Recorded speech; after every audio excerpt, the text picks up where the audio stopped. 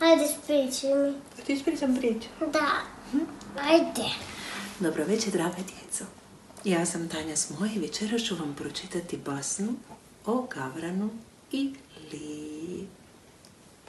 Ja ćemo pročitati. Da. Da vidimo. Gavran i lisica. Gavran ukrade komad sira i sjedne na drvo da ga pojede.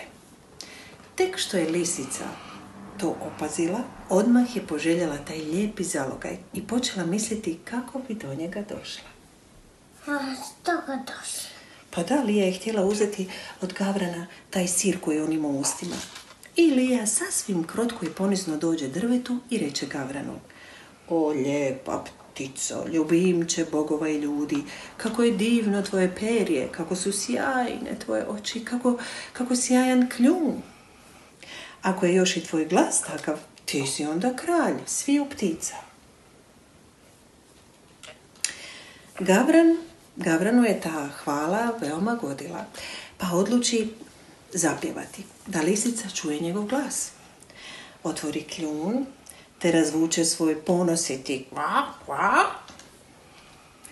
Međutim je sir pao na zemlju, a Lija ga dobro dočeka, pohlepno pograbi i pojede. Kako pojede? Pojede ovaj sir što je ispao Gavranu. A zatim se stane rugati Gavranu, govoreći: Meni se htjelo sira, a znajući kako si tašt, hvalila sam te i uznosila, la la la la la la la. Kako mu se rugala Lija, čuješ ti to? A sam se ruga. Pa zato što ga je nasamarila.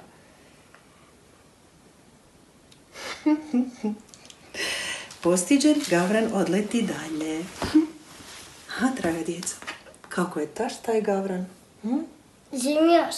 Još priča o Gavranu i Liji. Da, i u lavu, živim lavića čitat. Pa ne znam, ljubavi, tu priču o laviću, ali što ćemo reći djeci da ne budu tako tašti i da ako se naljute na mamu, tatu, braću i na sestre, neka sve okrenu na šalu pa će odmah biti lakše. Ha? Hoćeš reći laku noć, lijepo spavajte? Ne, da. Ajde. Laku noć, lijepo spavajte i slatko sanjajte. Vole vas Tanja i... I braća. Ko? Ko? I Fabijan.